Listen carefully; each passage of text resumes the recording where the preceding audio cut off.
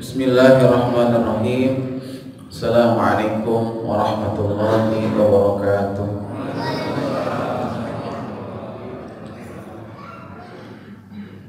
Alhamdulillah alladzi anzala as-sakinata fi qulubil mu'minin liyazdadu iman ma'a imanihim. Segala puji bagi Allah yang telah menurunkan ketenangan, kedamaian ke hati orang-orang yang beriman, dan dialah Allah yang telah menambahkan iman kita dari waktu ke waktu. Semoga kita bisa menjaga iman kita sampai nafas terakhir kita. Salawat dan salam semoga disanjungkan kepada Nabi kita Muhammad sallallahu alaihi wasallam, pada keluarganya dan sahabat-sahabatnya serta umatnya yang istiqomah dalam menjalankan syariatnya. Kita berharap semoga kita yang hadir di sini termasuk umatnya yang akan mendapatkan syafaatnya di hari kiamat.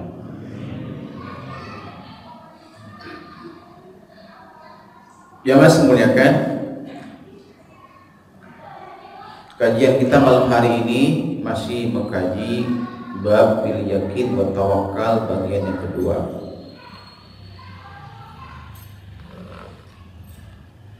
Tawakal itu salah satu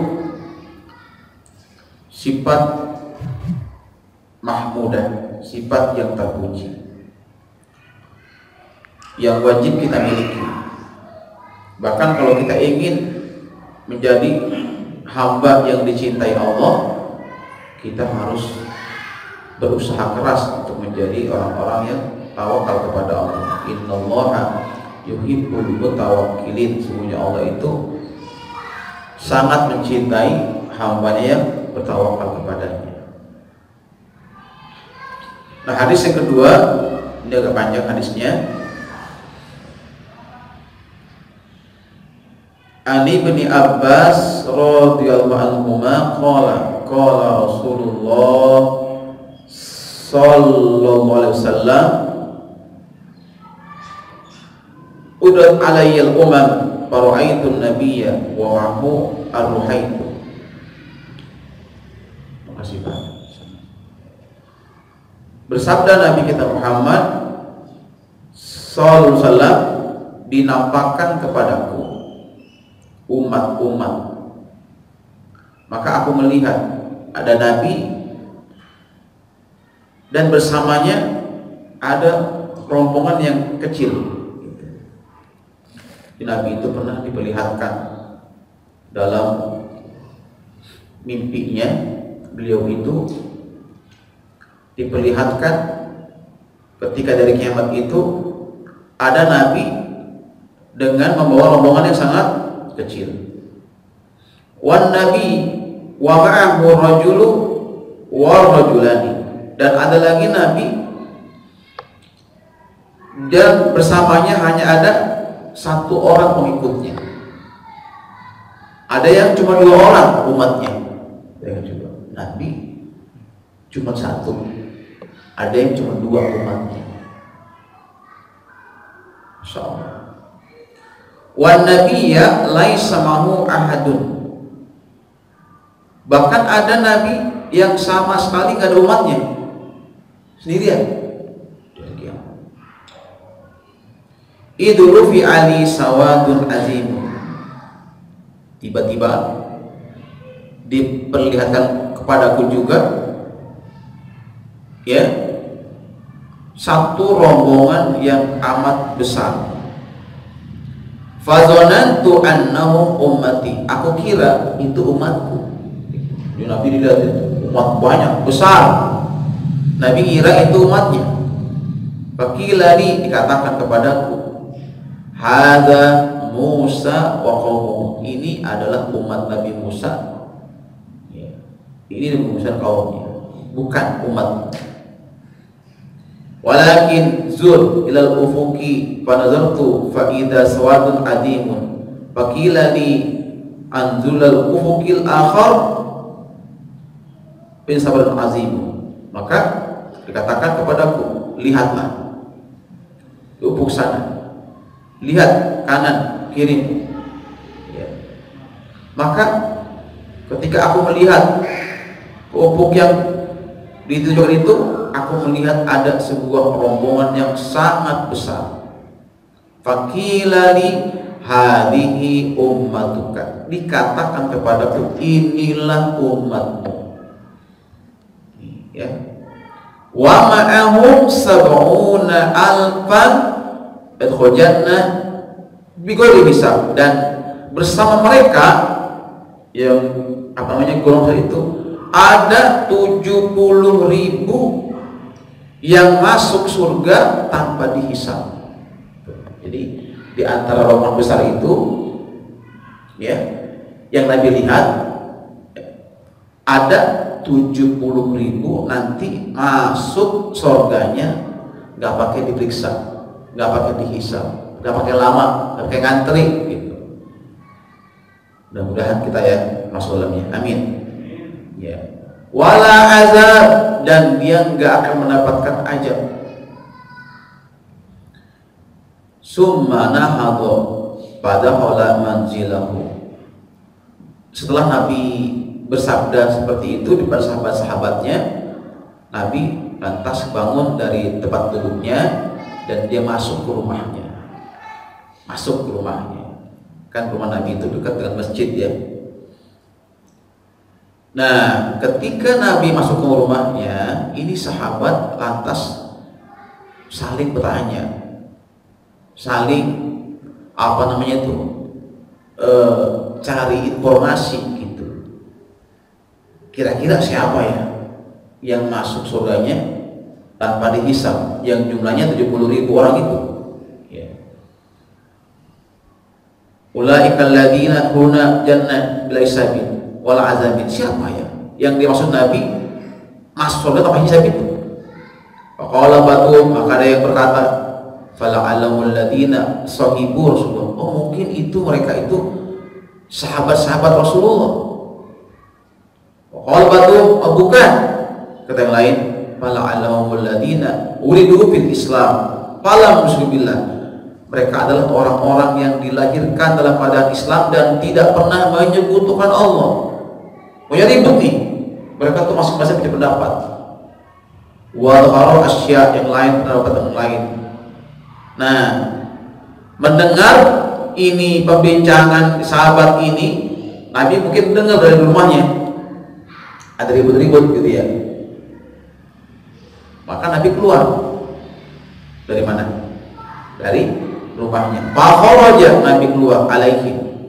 Faqala malladzi taquduna fi. Kata Nabi, apa yang kau sedang bicarakan? Kok rame? Apa yang dibicarakan? Fawaruhu faqala. Nabi, maka sahabat menjawab, kami bicarakan ini. Ya. Faqala, Nabi menjelaskan yang dimaksud, ya, 70.000 orang kaum muslimin yang nanti masuk surga tanpa hisab, mereka adalah, nah ini ciri-cirinya, alladzina la yarquna wa la yastarquna.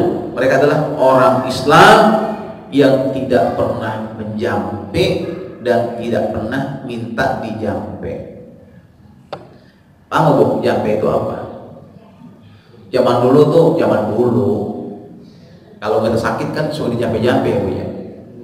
Dan nenek-nenek kalau sakit bukan ke dokter zaman dulu mah, di mana? Bawa ke dukun. Terus dukun apa itu?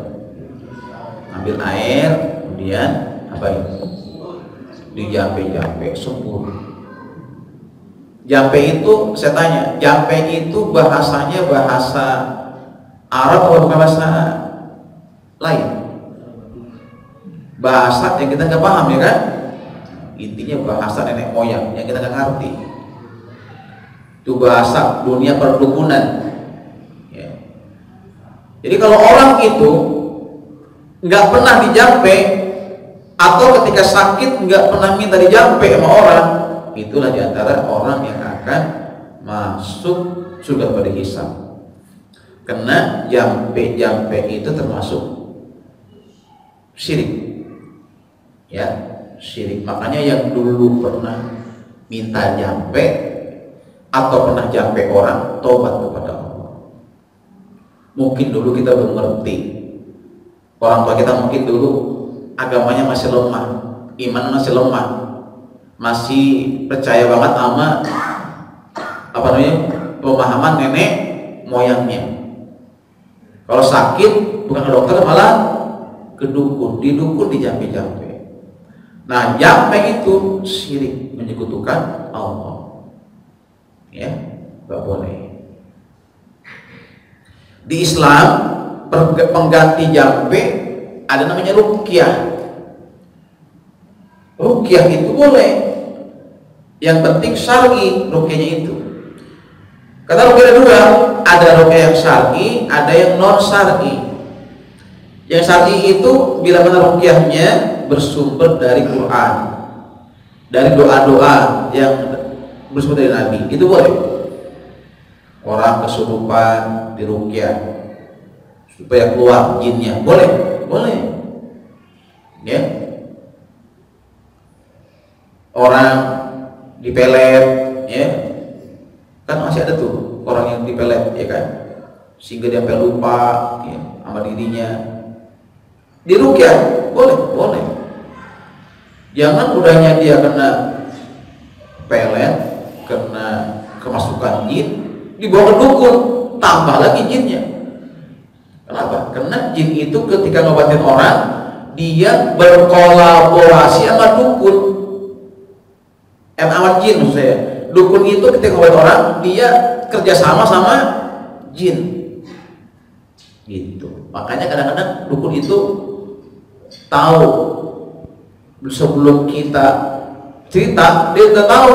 Kok tahu bang? Kenapa tahu? Karena dibisikin sama jinnya.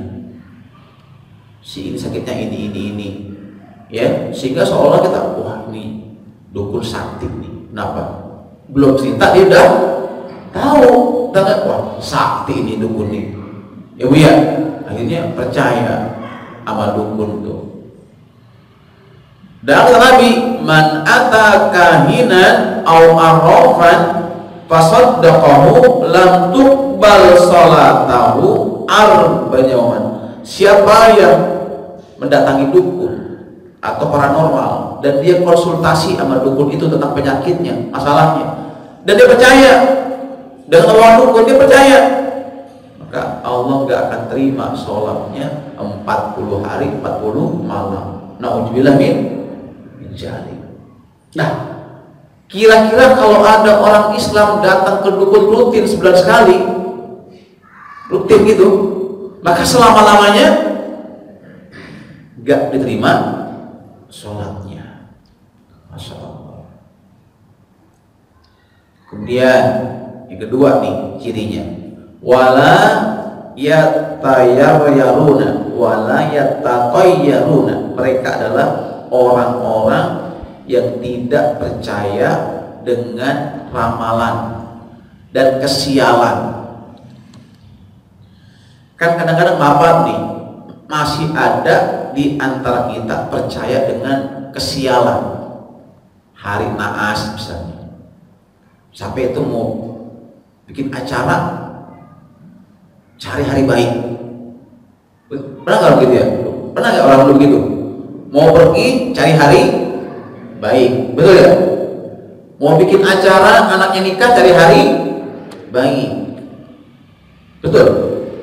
Mau bikin rumah juga cari hari baik, ya. Nah, orang yang percaya sama hal-hal yang seperti itu sudah syirik, nggak boleh. Karena dalam Islam semua hari itu baik, nggak ada hari sial. Bahkan yang lebih parah, ada lagi orang percaya sama angka sial, angka 13. Ya. Makanya ada hotel itu nggak ada angka 13, lantai 13 nggak ada, begitu 12 langsung 14. Kenapa? Dianggap lantai 13 adalah lantai sial. Jadi ada yang percaya sama angka sial, hari sial, hari naas, waktu sial. Nah yang kayak gitu itu nggak termasuk umat Muhammad yang masuk surga tanpa dihisab. Yang seperti itu dia sudah jatuh dalam perbuatan syirik, menyekutukan Allah. Atau percaya sama ramalan. Ada yang meramal lewat media tangan. Jadi kalau berdukun, sini tangan kamu, lihat. Dia apa tuh? Dibaca garis tangannya. Waduh, tangan kamu ini emang garis orang miskin. Nah, begitu. Kamu bakal kaya kamu, garis orang miskin. Ya, ada yang pakai media air. Ya. Ada yang pakai media hewan. Hewan. Penyakitnya dipindahin ke kambing misalnya, penyakitnya dipindahin ke ayam, ke entok. Ada kayak gitu? Ada. Makanya kalau berdukun tuh kadang-kadang suruh bawa barang-barang yang kayak gitu, bawa ayam putih, ayam hitam, buat telur angsa, tapi yang telurnya itu yang nggak netes, apa namanya, tembuhung. Itu mahal loh. Coba dah cari tua pembunuh tuh angsa, itu harganya 50.000. Dipakai itu buat apa tuh? Buat media. Isinya buat nyantet orang tuh, telur angsa. Tapi yang gagal atas. Ya kayak gitu masih laku, masih ada. Dalam dunia perdukunan. Ya. Masya Allah. Wa ala rabbihim yatawakkalun. Nah, dan mereka hanya tawakal kepada Allah. Tuh cirinya tuh. Jadi kalau pengen kita tuh digolongkan masuk surga hisab, jangan pernah kita menjampe atau terjampe, jangan percaya sama ramalan, sama hari sial. Yang ketiga, hendaklah kita hanya yakin dan tawakal kepada Allah. Gitu. Jangan pernah menggantungkan nasib kita kepada manusia, meskipun dia dikatakan orang sakti.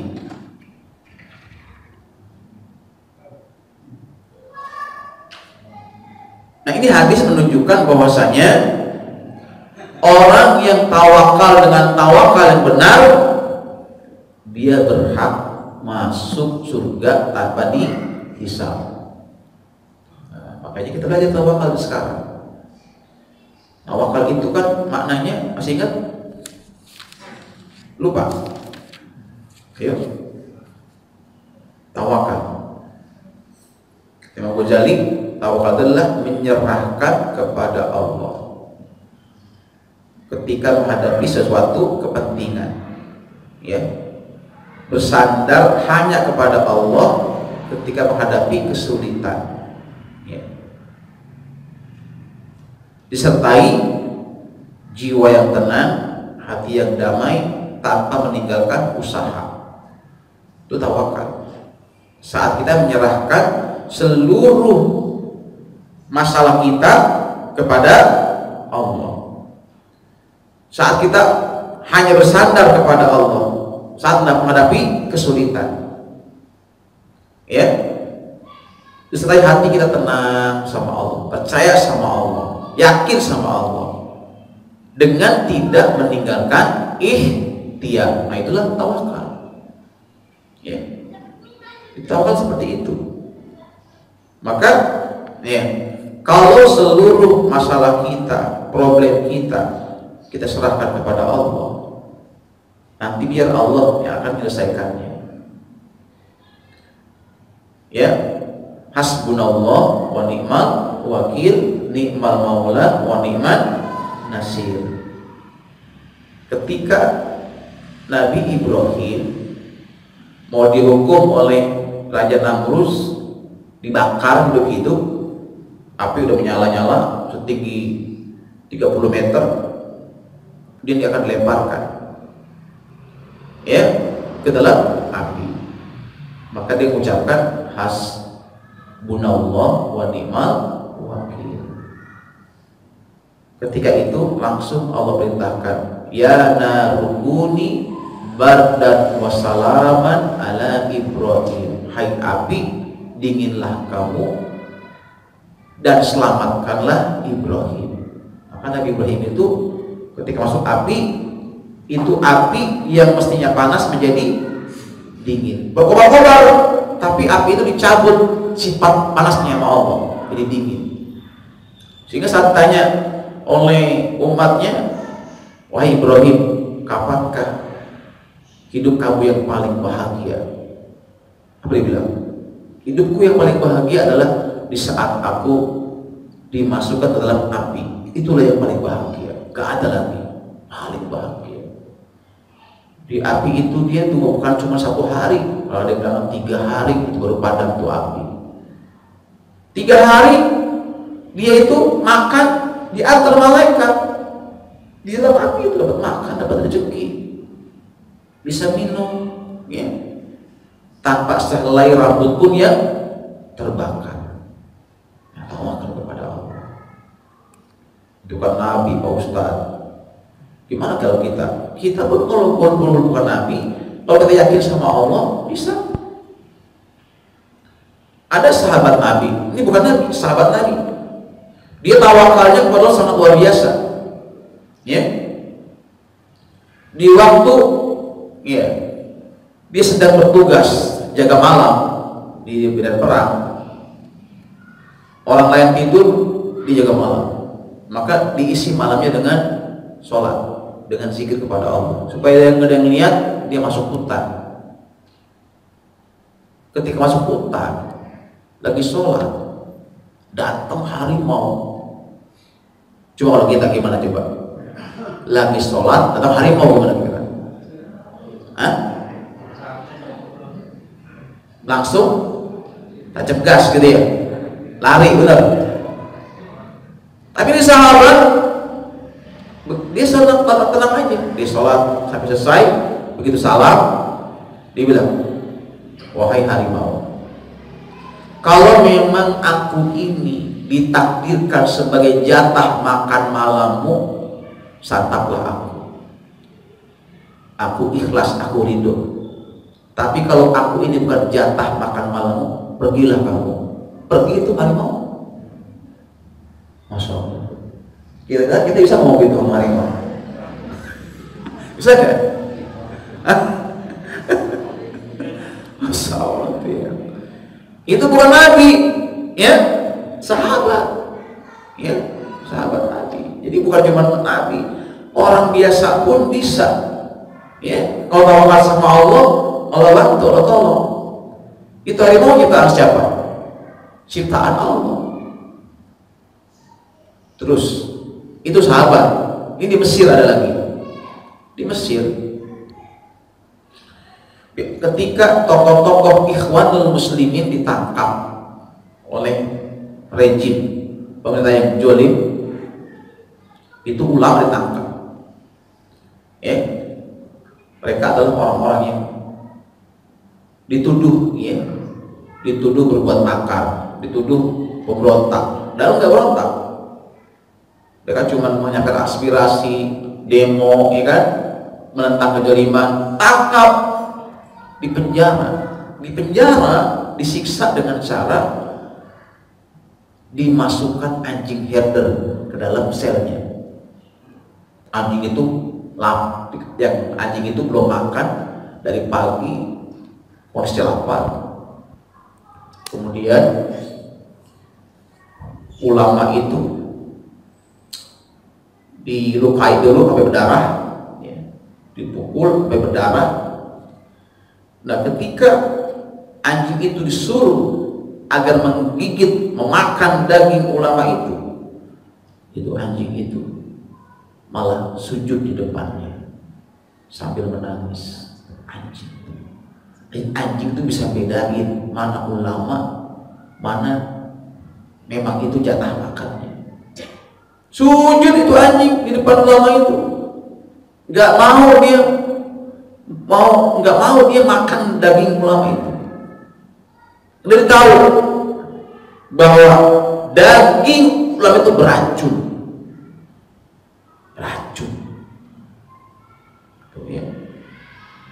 Makanya nanti ya di surga itu ada anjing yang masuk surga. Masya Allah, anjing masuk surga. Itu anjing yang membersamai Ashabul Kahfi, anjing yang ikut orang soleh, anjing setia menjaga Ashabul Kahfi yang sedang tidur dalam gua selama 300 tahun. Pertanyaannya, kalau anjing aja setia sama orang soleh, jagain orang soleh, masuk surga, masa iya kita ikut orang soleh, ikut ulama, setia sama ulama, masa nggak masuk surga, gitu ya? Betul? Nah, makanya kita kudu setia sama orang-orang yang soleh bersama kita, yang terus mendampingi kita, bersamai kita, nasihati kita. Jangan pernah kita membenci ulama. Meskipun ulama itu kita tahu ada ulama yang sejuk ya dalam ceramahnya ya, ngajak orang untuk berzikir, ngajak orang untuk berbuat baik. Ada ulama-ulama yang memang fokus dia itu nahi munkar. Nahi munkar itu, ulama nahi munkar itu nggak bisa dengan kalimat-kalimat yang sejuk. Gimana menghadapi koruptor dengan kalimat sejuk? Gimana menghadapi pezina, pemabuk, nggak bisa. Makanya ulama-ulama yang di FPI itu karena dia bidangnya itu nahi munkar, kalau ceramahnya emang keras gitu. Nah kita ulama, mau ulama yang sejuk, mau ulama yang keras ceramahnya, kita harus cintai selama dia itu benar, selama dia itu nggak menyimpang dari Islam, cintai, bela, kita dukung. Jangan ada orang Islami kalau ulama yang sejuk kata-katanya didukung, dicintai. Nah ulama-ulama yang keras kata-katanya dibenci, dibully. Bahkan maaf ya, sedih kita saat ini. Ada orang Islam justru melaporkan saudaranya yang seagama supaya dipenjara. Masya Allah tuh. Kan kita ini muslim bersaudara. Mau dia orang NU, Muhammadiyah, betul? Saudara seiman.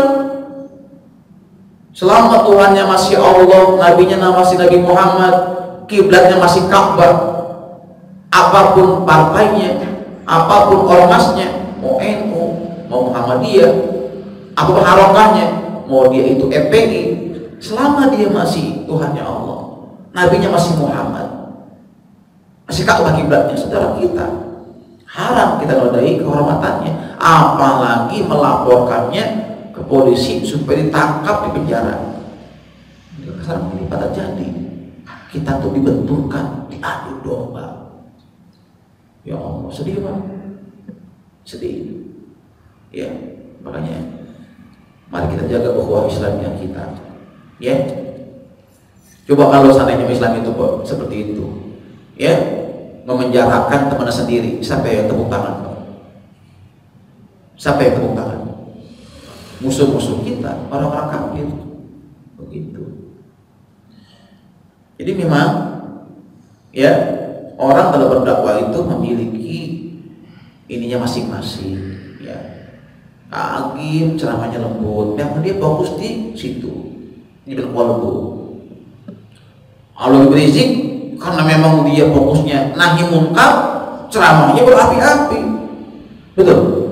Iya, berapi-api karena dia menentang kezaliman, menentang kemunafikan, dia ingin menegakkan keadilan, makanya berapi-api ceramahnya itu. Tapi kita kena yakin karena dia adalah zuriyah Rasulullah, keturunan Rasulullah, nasabnya jelas, namanya nyambung Rasulullah, kita wajib menghormati dia, memuliakan dia. Gak boleh kita menistanya, apalagi membulinya, meskipun dengan tulisan-tulisan, gak boleh. Kita bisa, boleh gak setuju dengan dia, tapi jangan sampai kita ya ikut-ikutan membuli Habib, membuli ulama yang kita anggap garis keras, ya. Ya sebenarnya kan ini ya, jadi kalau kita ingin digolongkan umatnya yang masuk ke tanpa hisab, kita harus menjadi pribadi yang tawakal. Nah, ketika itu ada sahabat yang berdiri, faqama Ukasah, namanya Ukasah bin Mihsan. Qala ud'ullah aj'alni minhum, ya Rasulullah, mohonlah kepada Allah agar aku termasuk golongan mereka. Artinya agar aku masuk golongan yang 70.000 itu. Faqala anta minhum, kamu termasuk golongan mereka. Oh, senang banget tuh Ukasah. Summa qama yang lain pada diri juga. Pada nunjuk, ya Rasulullah, saya juga mau golongan mereka. Ya. Apa kata Nabi? Qala sabaqaka ya Ukasah, kamu telah keduluan sama Ukasah. Gitu ya, telah.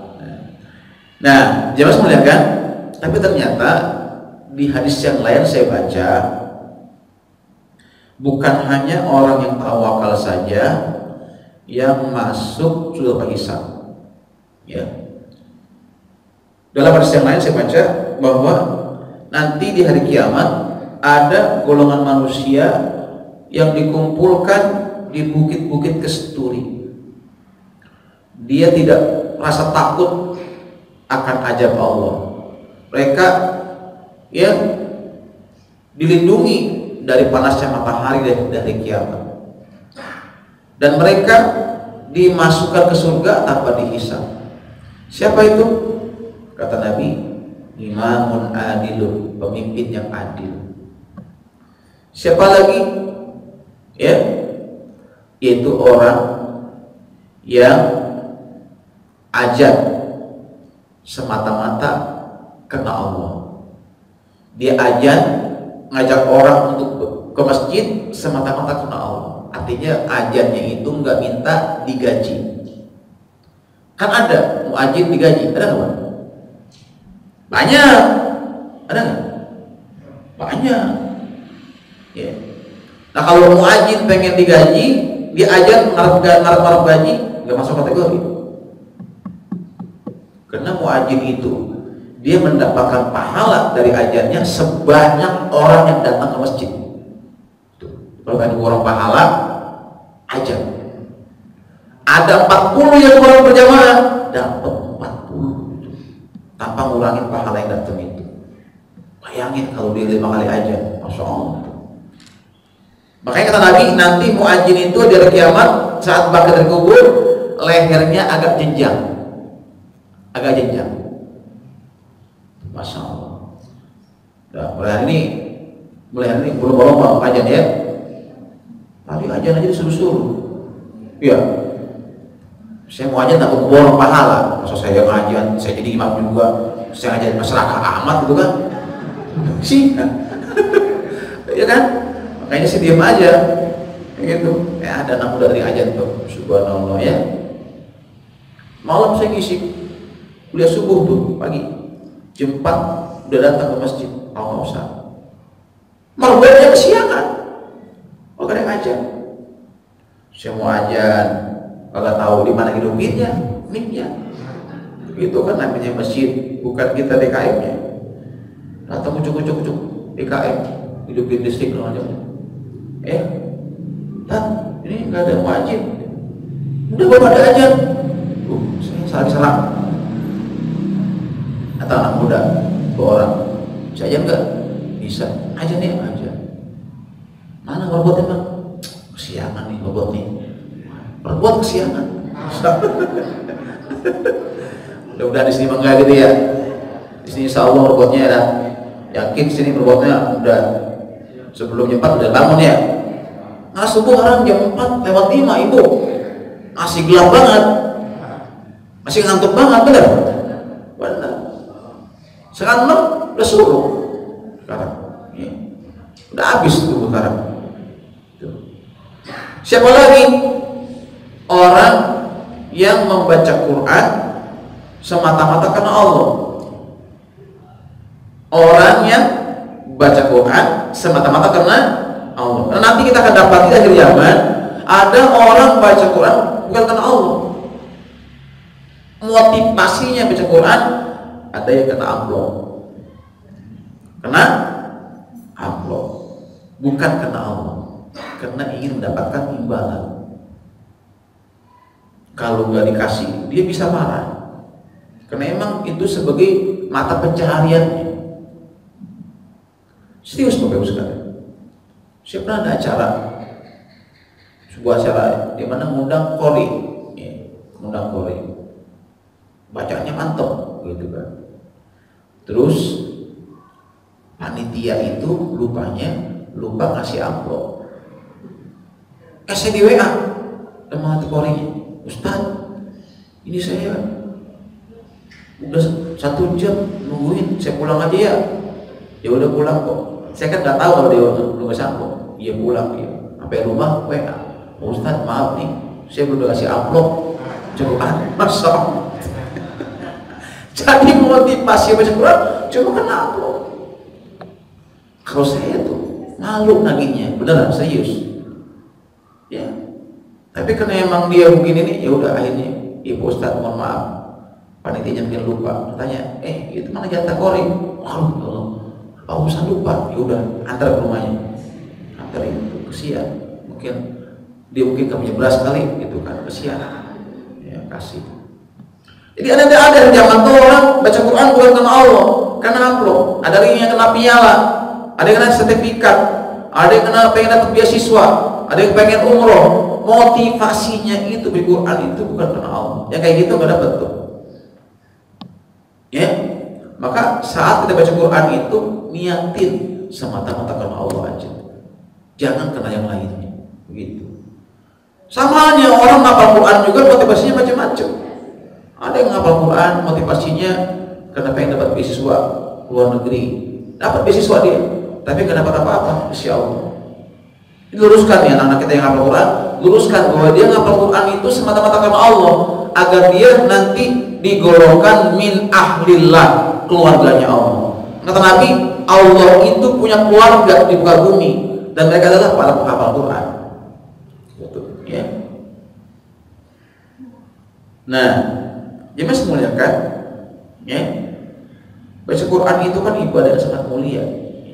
Kata Nabi, afdalu ibadati ummati, ibadah yang paling utama umatku adalah baca Quran. Ya, baca Quran.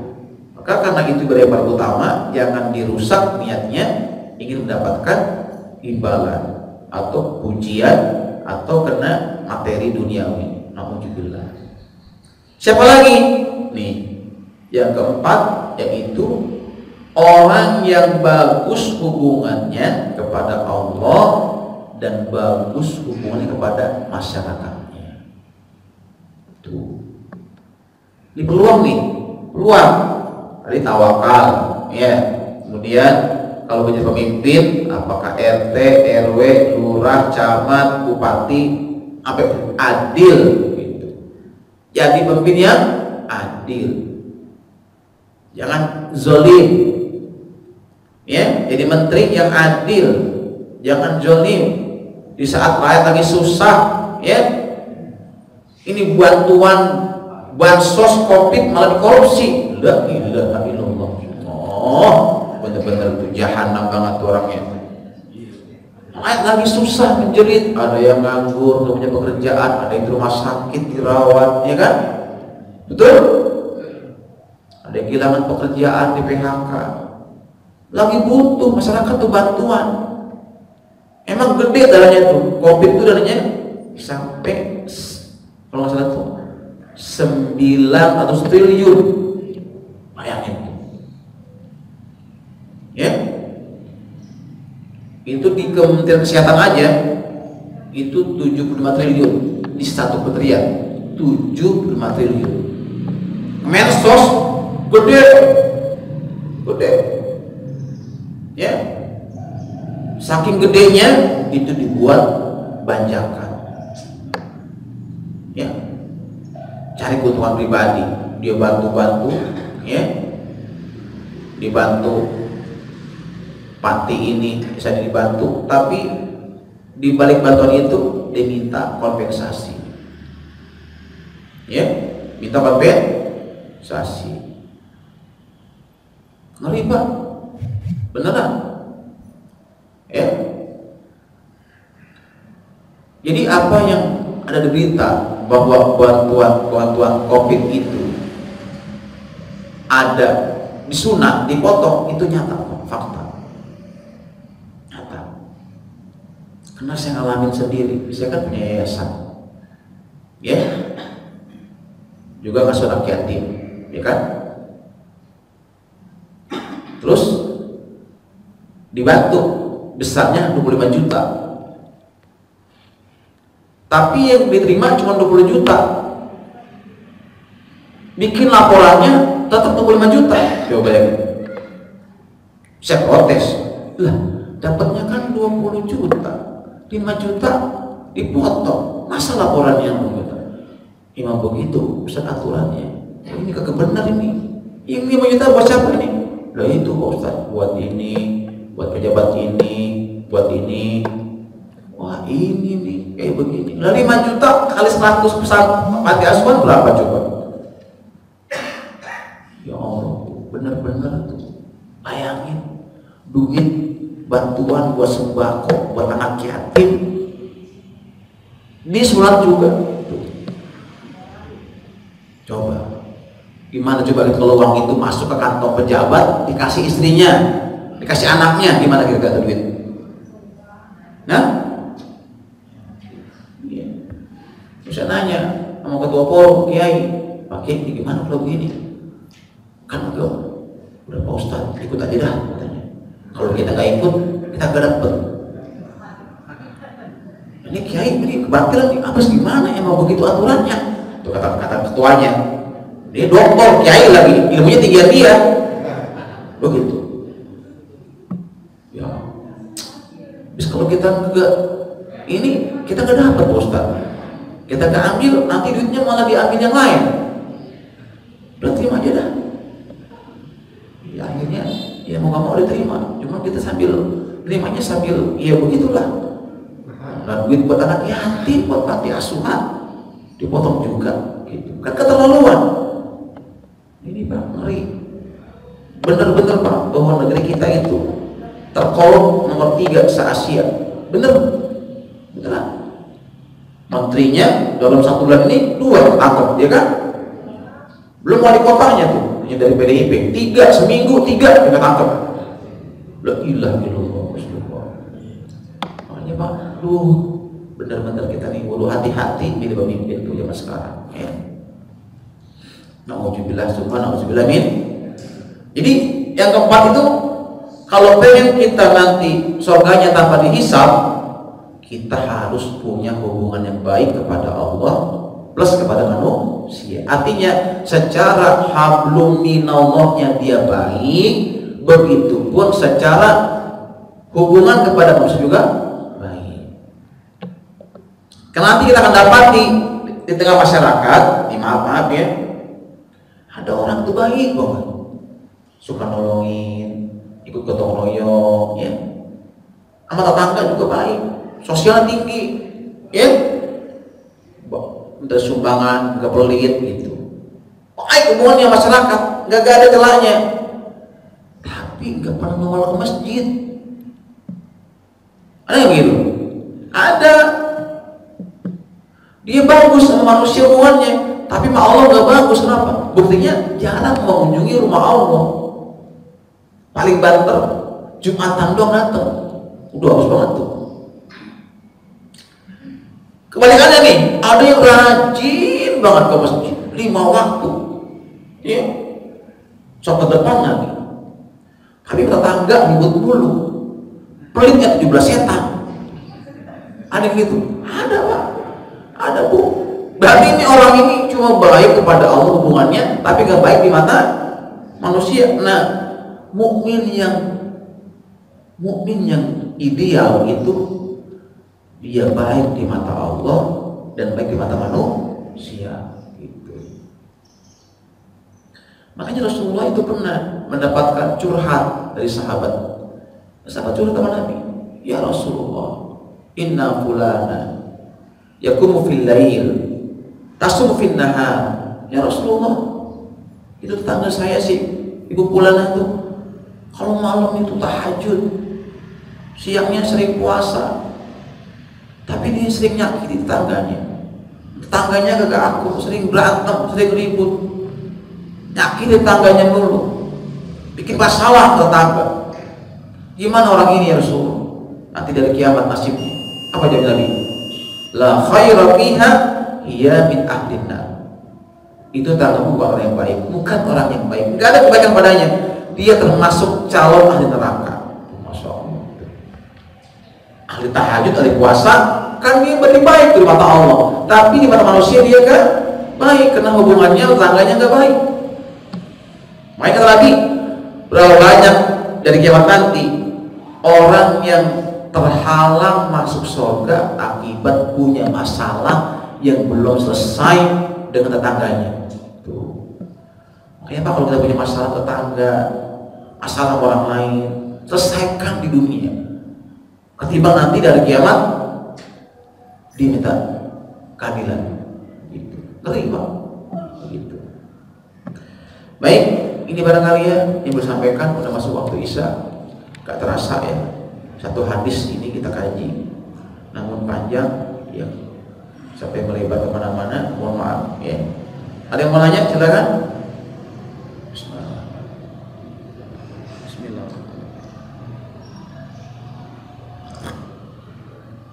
Nggak ada? Baik, kalau nggak ada cukup ya. Kita tutup dengan baca doa. Subhanaka Allahumma wa bihamdika asyhadu an la ilaha illa anta astaghfiruka wa atubu ilaik. Assalamualaikum warahmatullahi wabarakatuh.